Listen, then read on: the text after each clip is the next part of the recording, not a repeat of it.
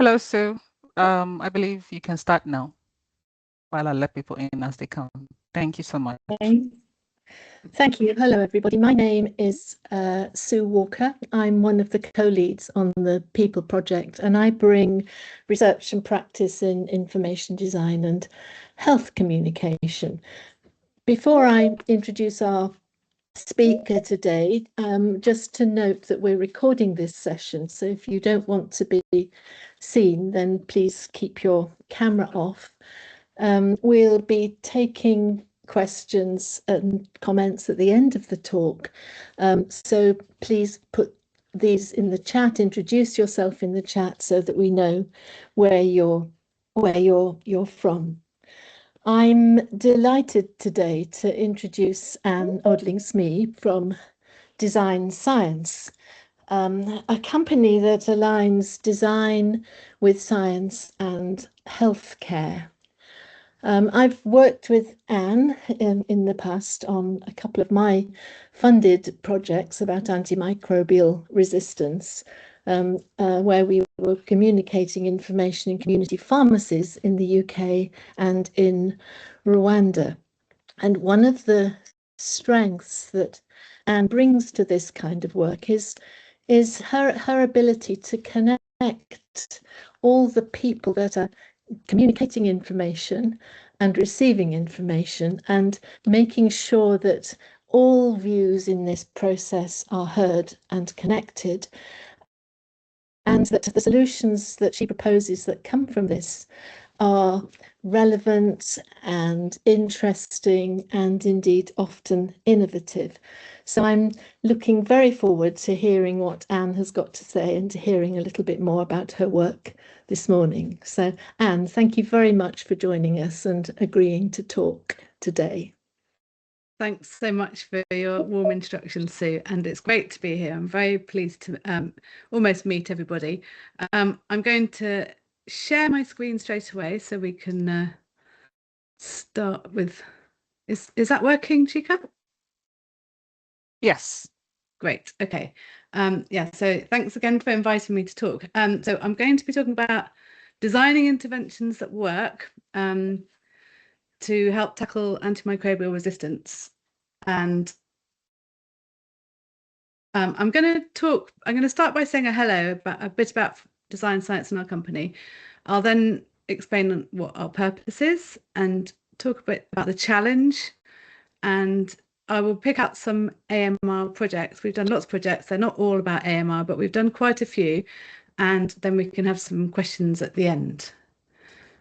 So Design Science is a company I founded in 2011, having run a company in the arts for many years. There are 7 of us as a core design team, but we work with also a lot of associates who come with other specialist knowledge, not just design, but also science writers, researchers, educational people, video filmmakers, illustrators. So we bring together a broad range of specialist expertise because design is actually requires all of these areas, and it means that we can bring a lot of richness to our work. So those are our associates, and then what we'll do is for any one project we will select the people that we'll work with who will tailor the team according to the project so that we can bring that expertise that it needs. And yes, Sue you will recognise one of the people as well who we've worked with several times. So our purpose is we use design to help tackle global challenges. And having run a company in the arts for many years, I think I realised that there's so much value that design can bring, helping bring knowledge to life, and particularly working with academia to help take some of that amazing research and help people understand it, both to more of a public audience, but also between different disciplines in academia who often also have trouble communicating to each other, which I'll come on to later. So our kind of themes are science, health and education, within the bigger picture of ecology, because we're very conscious that it's all very well trying to fix the NHS, but if the world around isn't if we're having a kind of ecological crisis, there will be no NHS. So we're very conscious of the bigger picture, and we're working for society. So this is our kind of the model at which we work.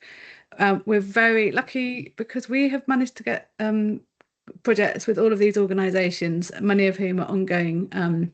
We have ongoing relationships with, and it's been an incredible journey learning about all of these people who work in all of these places, and the connections between them has been quite empowering in terms of us gaining knowledge about how to work in this field. So we do a lot of other work. Just a quick, this is our kind of homepage. So working with nurses, working on neurotechnologies for neurodivergent children, working in sound to help babies in connecting with your baby, National Federated Compute Service about bringing knowledge from different areas. So all sorts of different projects we run. So it's quite busy and quite varied, and quite we have to be quite adaptable to different kinds of opportunities. So we're going to focus on AMR. So you know this, there's a big challenge and it's not getting any better. And this is a kind of data that's out there. Ever since we've been running Design Science, I've been very aware since I think one of our first projects was on antibiotic or on taking medications, actually. So it's not just that antibiotics used inappropriately, but medications, 50% are not being taken properly. So that's one of the challenges. This is World Health. I mean, there are lots of different data from different people, but it's a massive problem.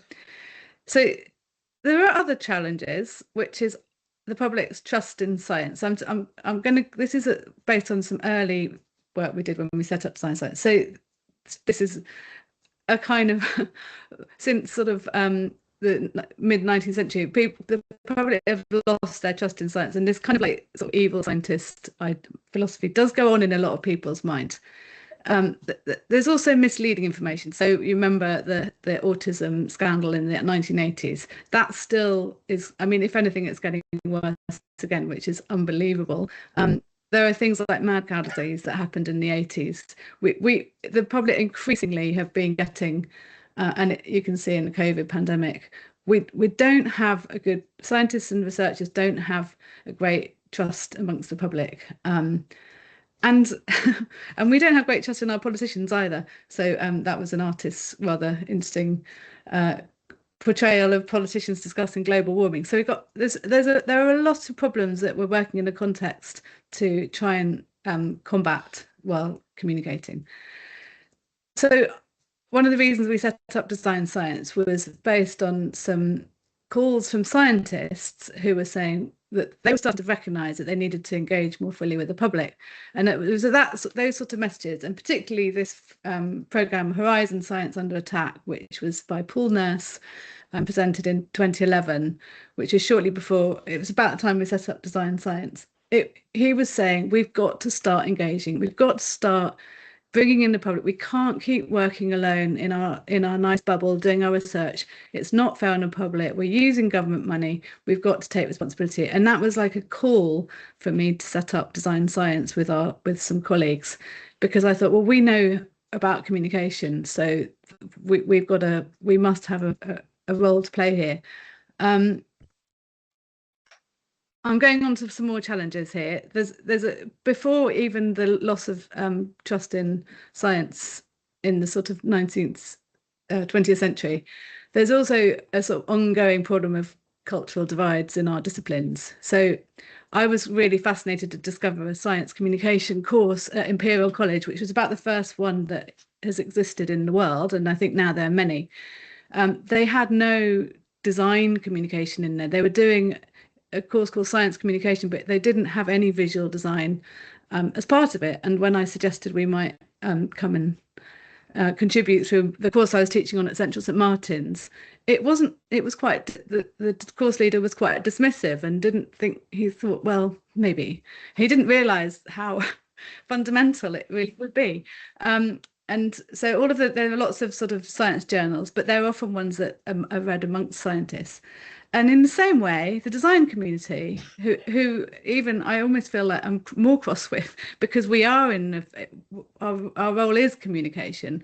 We are communicating within our own bubble, and so a lot of our design magazines are only really of great interest to other designers.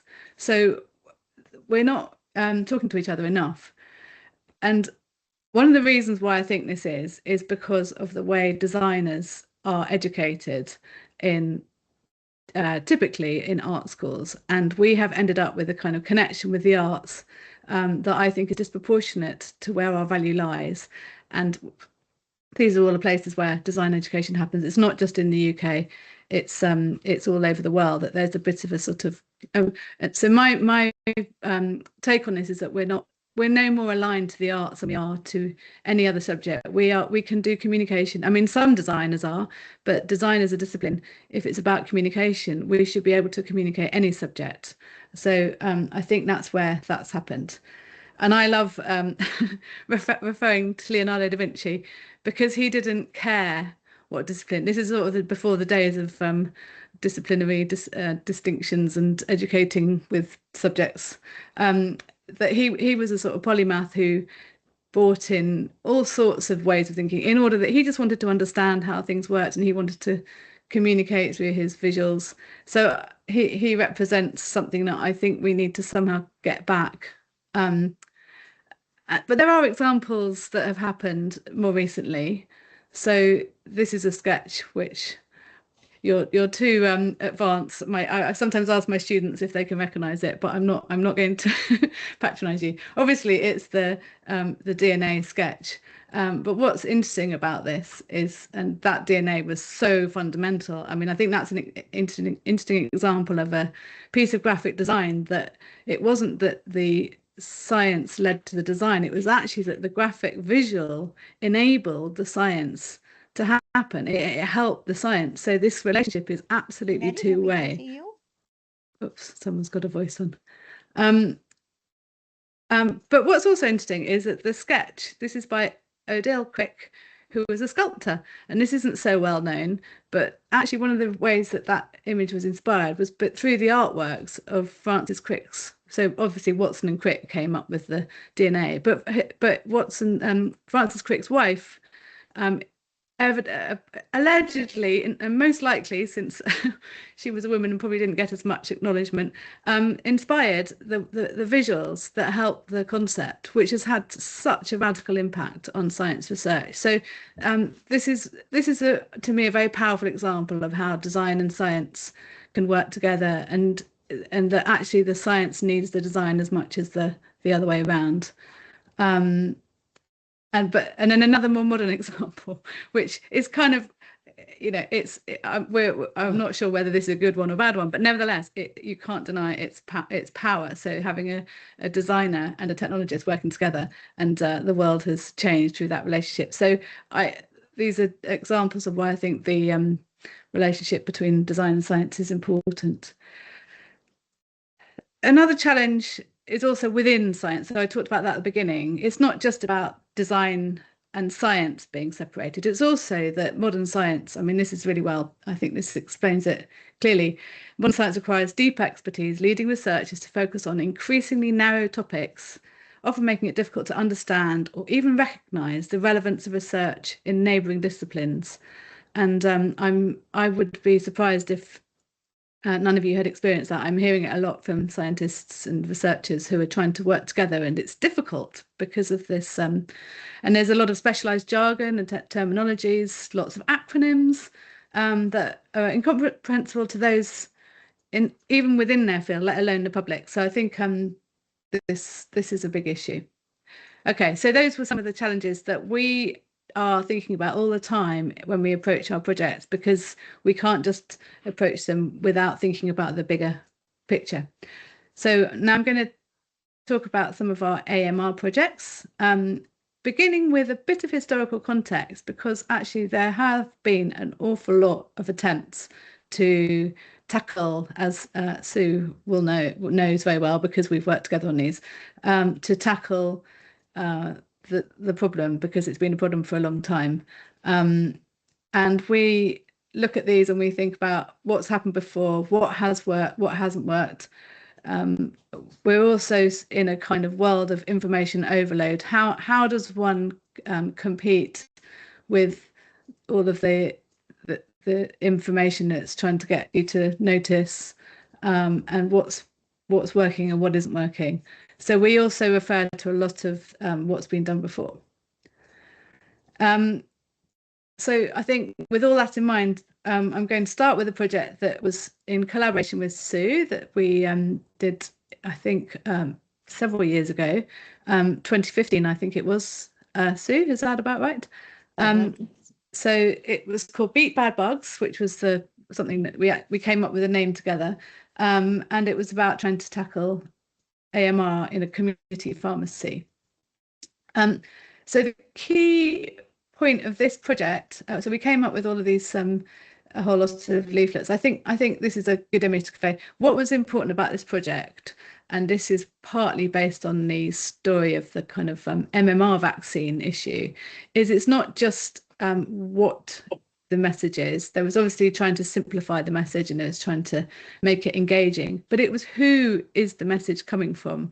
So the Andrew Wakefield case, the parents who were persuaded by his science it was when one mum decided to say, this has happened to my baby, that everybody believed this mum over a sort of Finnish scientist who'd done 2,000 studies, because they identified with her.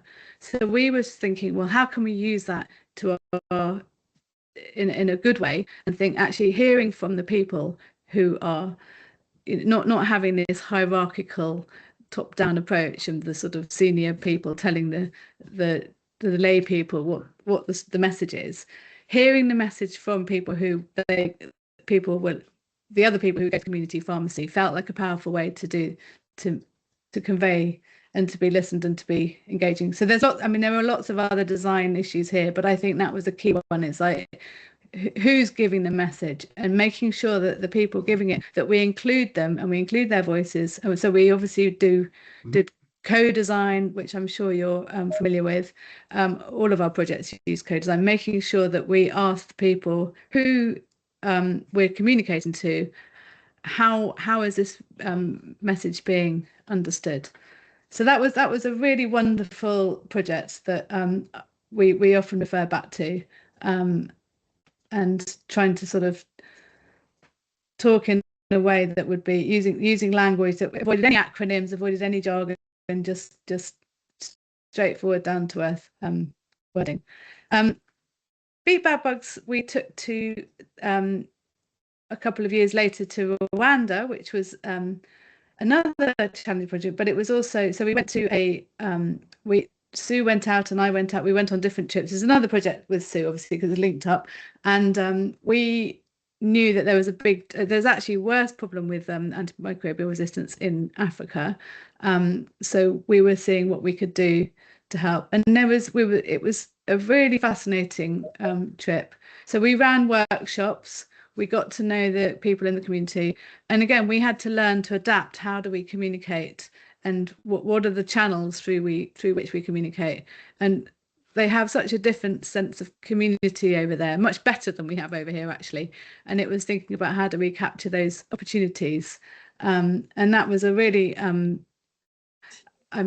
were all sorts of things about misunderstandings, but in some ways, a lot of the same levels of trust were to do with, but there was trust and confusion were the challenges we were trying to tackle. So we came up with these antibiotic record cards.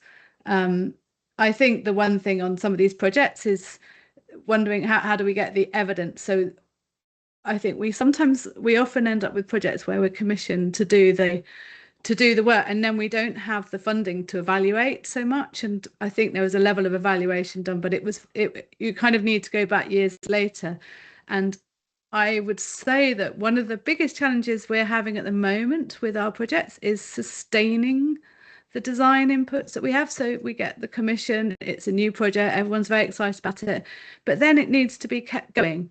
And I think that there's, I'm hearing this from other people too, that there's not a lot of support for sustaining a project because people want to move on to the next exciting project. And I think that's actually at the moment where I think the biggest challenges lie, is how do we keep the projects moving forward and keep them alive and keep them being used in the right way, because it's all very well fixing something for the short term, but we've got a long-term problem here, and that's what really needs to be addressed. So perhaps that would be something we could talk about at the end. And that's Sue, and just proving that she was there. So that was a long project, lots of work went into that one. I haven't got time to go into all the detail.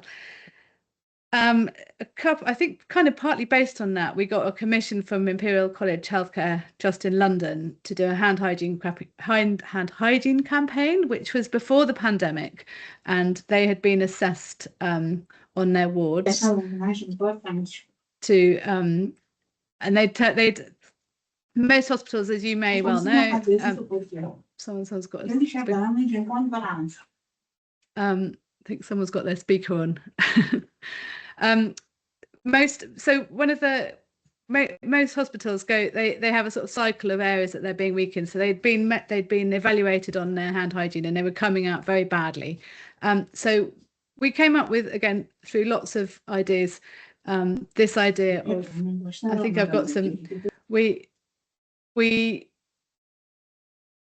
came up with the idea of song titles, and something that we knew that the hospital had all sorts of posters about hand hygiene already. It was like almost so boring. Everyone's saying, wash your hands, wash your hands. Some of them were kind of aggressive, some of them were too inconspicuous, some of them were busy. And we were thinking, what can we do that will stand out because of all the other material in the hospitals? And this one had bright fluorescent green colour, very simple.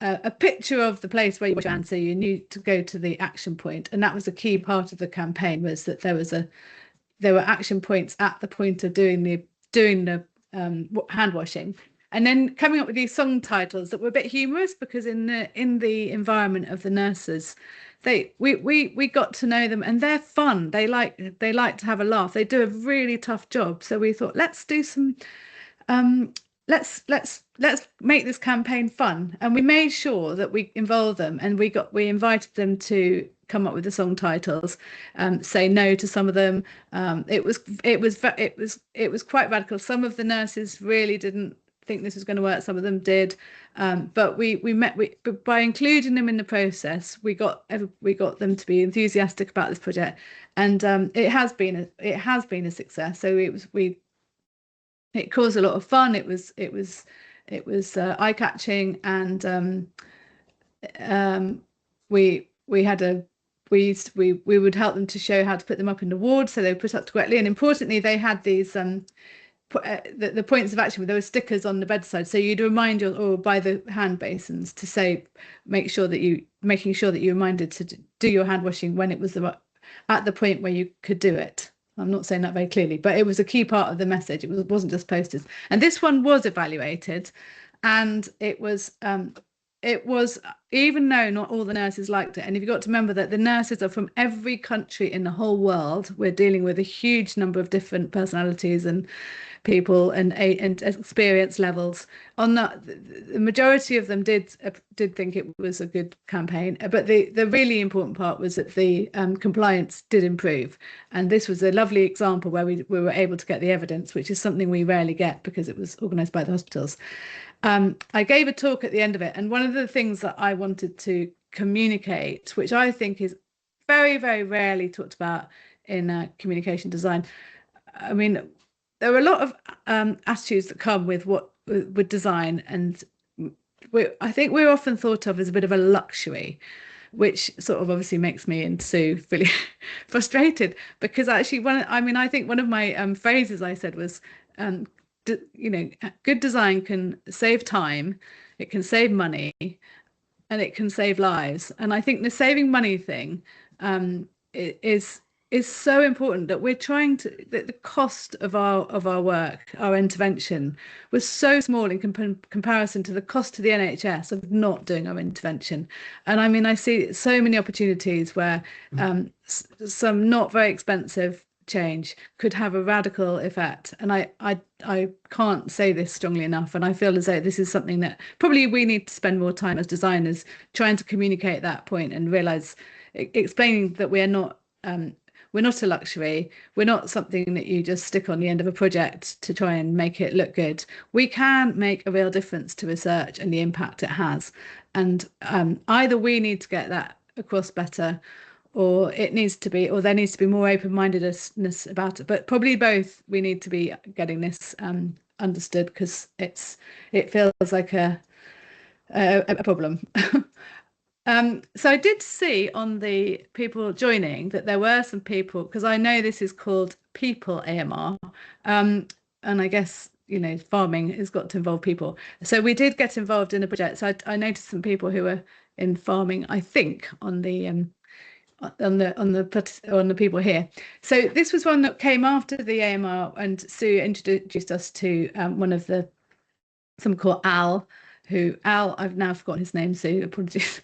But he was a lovely chap, and he was doing a project in India. Now, this was just before the pandemic, and so the project was compromised because we couldn't go out there just when we were about to go out there. But nevertheless, it was a really, it was another project which was to do, so we called it Milk Guard, and we were trying to convey the problem of, we were trying to help dairy farmers in India, which is an amazing kind of culture, how to stop passing on antimicrobial resistance, encouraging it.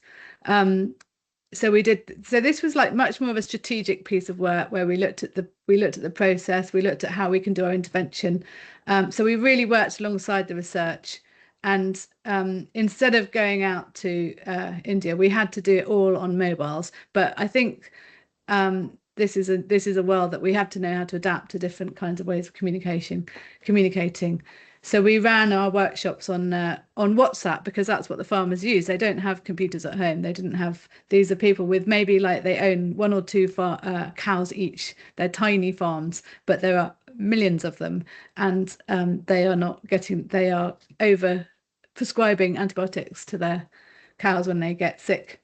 And we came up with this sort of mobile kit design, and this was like really, really technical, so we had to learn it. And I think it had I think it needed to go to the next step, and because of COVID, a lot of things didn't go forward that should have done. But I think this shows the kind of different level of working with on a more technical level.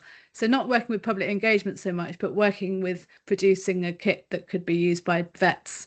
So that's another kind of component of the design that we do. So just a few more projects. This one was for Guy's and St Thomas's, and this is about lines and catheters, which are being badly used in hospitals. I'm sure you're aware.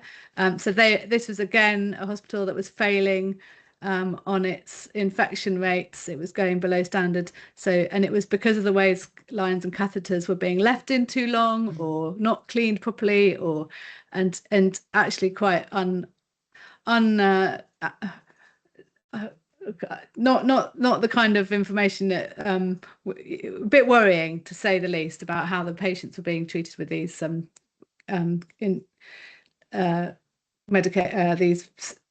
this kind of support for their health. So we were thinking, how do we get there again, this hospital has they've got so many messages, the nurses are overwhelmed, they're under so much pressure. How do we engage them in a way that is going to get them to think differently and take and start to really care about this problem? So we ran a workshop where we tried to get them to imagine there were a bug.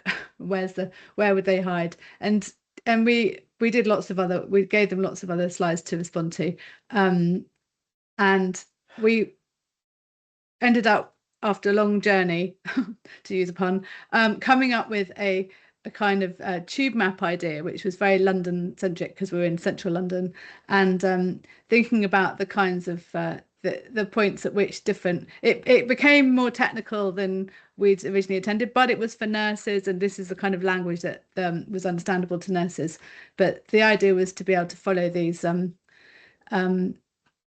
the advice at these different points. So we went through so many iterations to get to this, and then having these points of communication on the places where they might be checking the patient records. This is where they get a reminder to do those checks, and generally making sure that message got across in lots of different ways. So that has made a difference. Another area is STIs. There's a huge amount of antimicrobial resistance, possible problems around that. So this was a different project for young people, which requires a whole lot of different communication. So we worked with NHS Scotland to come up with a campaign for, not just a campaign, but the home testing service design. So we ran workshops again. So a lot of the people that were having troubles were also people who were from the Highlands and didn't have necessarily, they weren't living in an accommodation. So we had to make sure that it worked for everybody. And we went through a lot of workshops to get some information from them. And we came up with this online service, which is now in use. And we came up with brochures and leaflets and videos that we made about how to take blood tests. So that just kind of gives you the range of all of the kinds of projects. And then on a more kind of broader picture, we've been working with Pandemic Science Hub on an identity and website. And this was very good pandemic, because this is a post-pandemic, to be pandemic ready, because they have a big concern that it's not just viruses that we've got to be prepared for. It could also be that they think that antimicrobial resistance is a huge one. So it's been really interesting to be working at that scale and coming up with an identity that would be talking about the perspective from what being prepared for if and when, to make sure that it's not as, the outcome wouldn't be as bad as it could be if we didn't think about it. So I think what's been interesting from a design perspective, and we came up with a lot of we do a lot of illustration work to try and get to encourage this sort of culture of research as well, about the fact that I think there is a shift in the way research is happening, which is much less old school and much more inclusive, broad thinking, more about more playful, more experimental, not trying to be always ticking the right boxes in order to not get into trouble, but something much more about curiosity and collaboration. So we've been trying to help convey that through our designs, and we did various outputs. And then I think this is about the last project on the AMR, which is a recent one, which is Antibiotic Policy Group. So this is with City St George's, and it's linked to the World Health Organization, and they've got all of these tools. Some, I'm sure you're aware of some of them. The AWARE project, Access, Watch, Reserve, and these. So we had to take all of this information and put it into provide a website, which we came up with this identity, which was all about trying to think about, are you aware, reserve, watch, access, and these dots obviously being about the reserve, the proportion of reserve antibiotics compared to the ones that are good to access, and using that as a way to engage people and make the information simple and eye-catching, and away from the kind of academic style that we were given when we were handed over all their content from the researchers. So finally, I'm going to end with, I think something that matters hugely is, and can't be underestimated, is the need to be designing inclusively. And we often say that if we are designing for the average person, we are not reaching the people at the edges of society. We are focused so much on what's the norm. I think what we're noticing is the more we do that, the more we're leaving people out. But if we focus on the people at the edges of society, we are going to be far more successful in reaching the people that the normal is. It's better to go that way around. And I think I once somebody once told me, and I still don't know if it's quite true, but I like it as a kind of concept, that the text messaging was originally designed for deaf people to be able to communicate. And I think that's kind of, I mean, I'm not completely sure if that's true, but you can sort of imagine it might be. But the idea that if you can come up with a way to communicate for people who have an impairment, but it works for everybody, that is so much better than coming up with a way of communication that works for most people but doesn't work for the people who might be not able to hear. So I think on that level, we've been working with Queen Mary Hospital, Queen Mary University, which I think is a sort of really radical university, actually, who I didn't know very well, but the work they do is so inspiring. And so one of the projects that they've been running for over 10 years is this one called Genes and Health, which had a shockingly ugly identity that was completely inconspicuous and confusing. But they've been trying to gather the data of South Asian, Bangladeshi and Pakistani people living in the UK, who are not coming to the NHS. And this is really relevant to antimicrobial resistance, because they're the people who we're not necessarily communicating with, because they don't trust the NHS. They don't trust the blue colour. They don't trust the logo. They don't trust anything about what the NHS represents. So they don't go to the NHS. So in order to help them with their health, because they actually are, they are having the highest rates of heart disease and diabetes of any sector of society. In order to help them with their health, we've got to stop trying to sort of tell them what their tell them to join our language. We've got to join their language and talk to them in a way that they will feel included. So we work with them on this pattern, getting these patterns that were specifically from their cultures. So we went to I think attention to detail is so important in our work. So it wasn't just any old Indian pattern. We had to make sure that it fitted their cultures. And actually that was not as easy as you think. So we came up with there were a whole lot of patterns, which I won't, this is obviously not AMR, but I think the important message is coming up with a language. It wasn't blue, it was greens and reds, and it was lots of other colors that would be, and it's working, and the uptake is fantastic, and so the data bank is growing and growing, and it's been an amazingly successful project. And off the back of that, we've been working on a newer one called Black Health Legacy, where similar problems are with not being able to help the health of Black Caribbean and Black. I mean, it's a huge range of communities, and I mean, amazingly, what I discovered through this project was that actually the genetic variation in Black people is so much broader and more and wider and more interesting than in white people. And I was so fascinated. I was thinking, well, we're even missing, this is again another example, is if we keep sort of studying our, the people in like the average white middle class, whatever, we're missing learning about other information that might help us broaden our knowledge about ourselves as well. So it's like a win-win. So this feels like a really important study, that there's probably an awful lot of information we're missing because we're not looking at everybody in an equal way. So that project is also going. There's a lot of energy behind that project, which we've been doing last year.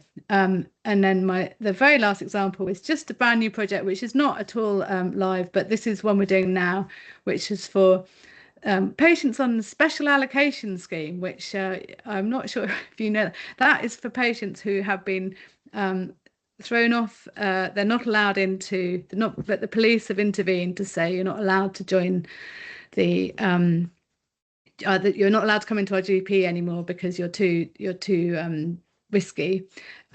And so we're coming up with some communications to let them know how they can be. So these are often homeless people. They're people who are really struggling. There are a lot of them in this country, let alone other countries, and how we help them with their healthcare. And again, that they are part of the AMR challenge, because they're getting the least educated and the least cared for, and they're not understanding. So how we make sure that the communications are reaching all of these groups. And obviously we've all got to do our we can only take off a component of all of these challenges, but having the kind of the mindset to be thinking through all of these contexts feels to me incredibly important, and something that helps any project if that thinking is in place.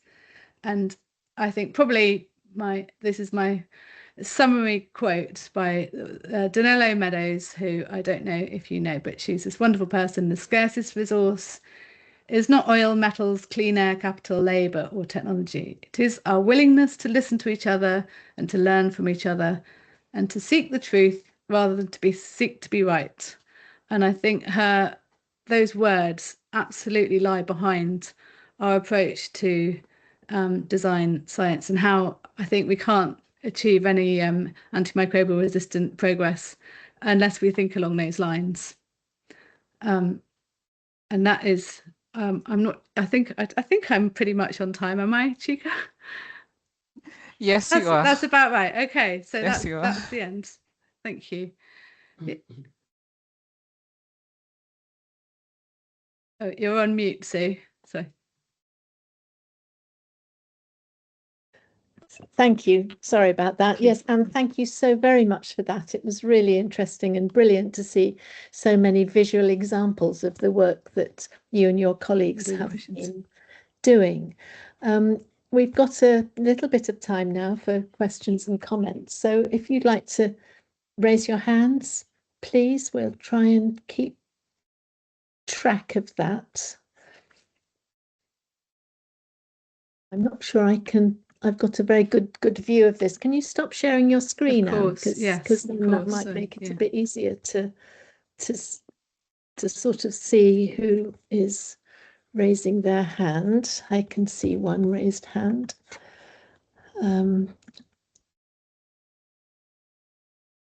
Yes, Annie, can you hear me? She's Abel. Hi. Hello. Yeah. Hi. Hello. Good. Yeah. Welcome. Very interesting and insightful presentation earlier. I like the fact that you mentioned there may be some animal people in the audience. I'm one of those animal people. Nice to meet you. Yes. And a quick question around evaluating the impact of design science in some of the work that you've done.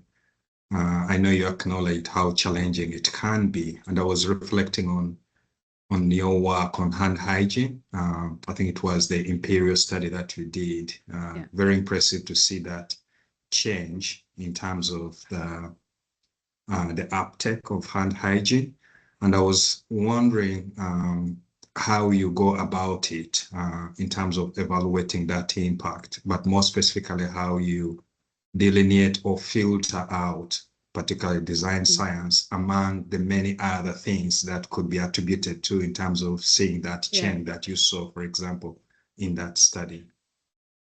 That's an excellent question, and I think there's no way that graph could be without some kind of bigger questions. It's an incredibly complicated process to evaluate. The evaluation was done by Imperial Healthcare, and the way they do it is that they blind measure they watch the nurses, and they do it over a period of time without them knowing. It's from what I've understood, and they did that before the study. They have a team that is doing this monitoring on a regular basis all the time, or at least through at different points throughout the year, and when it drops to be too low, and they see patients the nurses before they meet patients and after they meet patients, they were discovering that the nurses were more likely to wash their hands after meeting the patient rather than before. So it was a lot of self-preservation rather than caring for the patient. So they did it without. They did the same. They do the same process, and they did it before and after. And I would say that there are lots of other variables without question. The the amount of time and money to invest to do that job in, you know, the more with removing every single variable, I think it's always ends up to be disproportionate to the challenge. So I think it's actually one of the biggest problems is how to evaluate, and I think we never really can do it to the on these sorts of healthcare projects to the degree that we would really need to. But I think we have to go with a kind of Pareto's principle of if it makes enough difference, and if the cost of the campaign, as I said, is still in proportion with the impact, that's as good as we can get. And it's not a science, it's not an ideal answer, but I would say that is incredibly difficult to evaluate a project properly. And if you do hire an evaluation team, the cost is bigger than the design project in the first place. For some projects, if the budget is big enough, I think it can be factored in. I think it's incredibly important. And we are trying increasingly to make sure that we can implement from the start ways of measuring how well the project is happening. I mean, with the genes and health, that's quite good, because you can just see how many people are coming to bring their genetic data, which just means giving a spit test. So they just spit into a tube. It's not invasive, it's not scary. It's more about their fear of sharing data that is the challenge there. That people think, what are you going to do with my data? But the uptake of the increase in participants since we did our campaign is striking.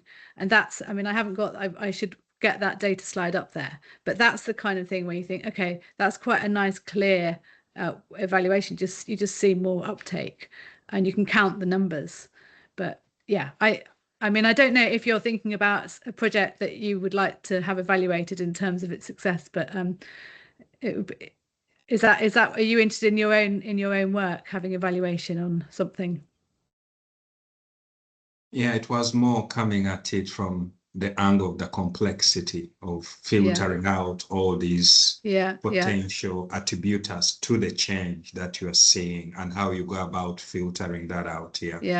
Yeah. I mean, if we were to design that process, and I would love to, it would be so interesting. We would just need to have a huge budget, which we don't, which I wish we could have. But that, I mean, convincing people to commission design in the first place, it's getting so much better in this century. But I mean, there has been so little design in hospitals that's been really effective and really considered. So I think that the evaluation is the next step that I hope in the future will start to be embedded in the funding. But it's just this, I feel as though, I mean, I think Sue will agree that design science is quite a unique company, because there's so many designers working in the arts or working in other cultural sectors. But to get designers working in science, it's surprisingly rare, which I think comes down to the problem of the education system segregating. So when I taught my students at Central St Martin's, who were on an MA communication design course, so they'd already done their BA, and I was asking them we did some science communication projects, and some of them were thinking of chemicals as evil. I mean, just evil because a chemical is evil. I mean, and the level of scientific basic knowledge was absolutely awful. And these were not just English students, these were absolutely international. So this was, I thought, wow, we've got such a problem, because how can a designer who thinks a chemical is evil work with a scientist? Because they don't even have the basic groundwork. And I think we've got to start building some some bridges between our disciplines, and that's a process. I think it's happening, but I think we're at the foothills of building that up. Thank you. Okay. Thank you, Anne. We've got a question in the chat from Nino Matthew. I don't know if you want to speak this question, Nino, which is, how sustainable are these interventions in LMICs such as India and countries across Africa? In your experience, does the acceptability of the intervention designs differ between public and private sectors? Additionally, has cost been a significant challenge in the implementation and sustainability of these interventions? So you've responded to some of those questions, I think. Okay. Well, I mean, that sustainable question is such a good one. I'm increasingly realizing that one of the things that happens is that there's a great project, it hits the headlines, it might get a lot of publicity, and especially in places like India and Africa, where it's so you know, the reception we had when we went there was there was so much energy. It felt like the most important project in the century. and then the project reaches its end and it fizzles out, and you don't I think you don't necessarily have time to keep up, or you don't remember to keep. But I mean, I think actually now I'm starting to realize this. We are starting to check in with our clients a lot more now. Say, how's it going? And start looking what's. And I mean, I think the problem is that we're not really being funded for that. But I think we're keen to see what's happening, and also, are you still? I mean, the other thing that happens is that you set up a design for people to move forward with. So we might provide templates, we might provide their ongoing something so they can be self-sufficient. But in the end, I think people need to keep working with designers, because it doesn't stay looking good. It starts to deteriorate. Every website we've designed, if we don't kind of hold the hand every now and again, it doesn't. They start to look. The design breaks down and it no longer has the impact. So I think. I mean, I'm not sure if I'm completely answering your whole question, but I'm just reading the other bit. In your experience, does the acceptability of the intervention, but design, yeah, definitely there's a difference between public and private sectors. I mean, I think that's another question. So maybe I should share responses with some other people. And yes, cost is definitely a significant challenge in I think probably because of what we're doing is people aren't used to it. I mean, I'll just answer this part, but I think when people get funding applications, we're often dealing with projects that have 5 million, 8 million, 15 million pound funding. We might get 0.001% of that funding. It's unbelievable how little they think they can allocate. And I mean, it's like, that's the message we want to get across. Like, please do think about if you can factor in more to your funding, you're going to end up with more funding in the future, because people will hear about your research and you'll get it'll only help with your ongoing funding. So having a longer term view and thinking about even sharing your process to be transparent about your process is so powerful, and designers can help with that. So I hope I've mostly answered your question, but very happy to follow up with anybody afterwards if I haven't. Great, thank you, Anne. I think we have a question from Helen. Is that right? Helen Lambert. Yes. Helen, go ahead. Thank you. I think you're on mute, Helen. Are you? Not hearing anything. You're on mute, Helen, I think. We can't hear you. Doesn't show a mute button, but do you want to try talking now? Oh, that's it. Can you hear me now? Yes. Yeah, Yes, we can hear you. Thank you. For some reason, the mic changed itself, so I had to change my settings. Sorry. Thank you very much. That's really fascinating, and I am totally convinced of the importance of design. And what I wanted to ask you though is about the uncertainty of science. Yeah. And you've talked throughout as though the sort of the messaging is obvious, the kinds of scientific, education, communications resulting are unequivocal, but we all know that science is uncertain and it changes over time. My own particular bugbear is about this ongoing messaging around completing the course. And we've been doing some work recently in Egypt with some co-production workshops that kind of led to some of our community members kind of saying things like, you know, all doctors should be required to write this on the prescription, that you must complete the course. But, you know, this is a really outdated piece of scientific understanding. You know, completing the course does not cause resistance. No. There's no evidence that it does this. That's just a particularly obvious example of a message which has successfully been disseminated globally. And, you know, if you're designing interventions, you're actually sometimes having to contest older health education messages, which are now out of date. So I just would really like to hear your thoughts about how do you manage that, if at all, or do you just say, well, I've been commissioned to do this work. These researchers are saying that this is what they want to say, so we just put it out there. That is a fantastic question, and I'm so glad you've raised the issue of uncertainty, which I realise I kind of talk about that so much as a challenge, and I haven't really included it. I haven't addressed it in these slides. I think that is one of the biggest challenges of communicating. So I remember somebody once told me that science is not about facts, it's about hypotheses. And she was also, I mean, she also was somebody, she's a fantastic dame at Cambridge University, and she was one of the people I talked to when I set up Design Science. And she was of the opinion that just about every science can be understood by just about anybody. It's just about the way it's communicated, and so many people turn it into something that's opaque. And so she had, I think, the idea that we've got to stop saying we've got facts, it's science. So she was very fed up with all of these sort of talking heads that were implying science as a bunch of facts, and that was the evidence that's almost where it's going most wrong, is that of course it's not about facts, of course it's about hypotheses, of course it's about uncertainty, and humans hate uncertainty. And so I think one of the things that